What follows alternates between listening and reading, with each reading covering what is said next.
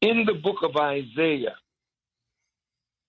the 9th chapter, the 6th verse, it says, "For unto us a child is born, and unto us a son is given, and the government shall be upon his shoulders, and he shall be called Wonderful, Counselor, the Mighty God, the Prince of Peace, the Everlasting Father, and of the increase of his government of peace there shall be no end."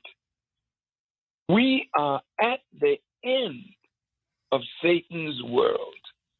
We are at the end of a world of hatred and corruption and debauchery and filth and rebellion to the way and life and law of God. We always think of law as something that confines us, and it does. But Jesus represented law at the highest manifestation when he said, "Love God first." And that is the first cardinal principle of the Executive Council and the members of the Nation of Islam. We love Allah, God, first, with all, listen to this, all of our heart, soul, mind, and strength. We pledge allegiance to nothing or no one but God. We respect the flag of the nation in which we live. We honor that flag, and we honor the independent people who are the former slave masters of our fathers. But we do not wish to govern as they govern. We do not wish to govern and guide our people as white America would make us and has made us into themselves. Jesus did not want his disciples to reflect the governance of Rome or the hypocrisy of the rabbinical class of the Jewish people of his day. Neither do we. We don't want to look like the enemy in ruling our people.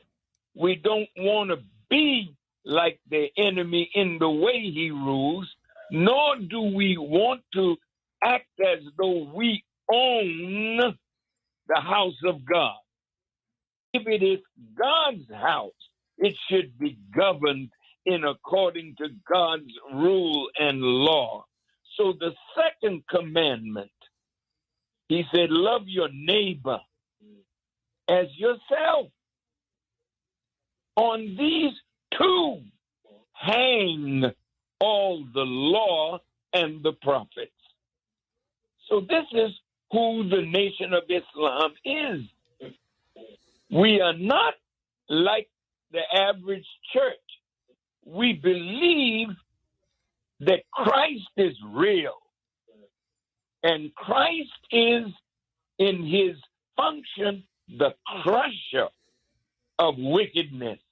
He comes at the end of the world of Satan. He comes at the end of the present world to introduce a new world and to set down the corrupt governments and people of this world.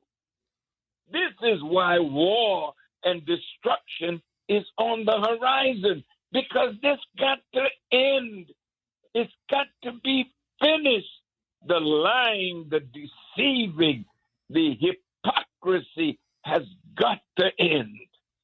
And in the nation of Islam, everyone that you heard this morning on this executive council that I have personally chosen. Oh, you did? Yes. I was personally chosen by the Honorable Elijah Muhammad because in me he heard himself. He heard his message coming through me clearly, not adding to or taking away from, like this is some personal fiefdom of Louis Farrakhan. I am an extension of Elijah Muhammad, who we believe is the Jesus that every one of us have fallen in love with and have wanted to live under Jesus and follow Jesus and be made into Jesus, so that each one of us who follow Jesus become saviors under his saving grace and power. So everyone that you heard this morning, thank you, Eddie Reed. We have committed our lives to the Messiah, to the Mahdi, to God in person. We live his life. That is what a disciple is.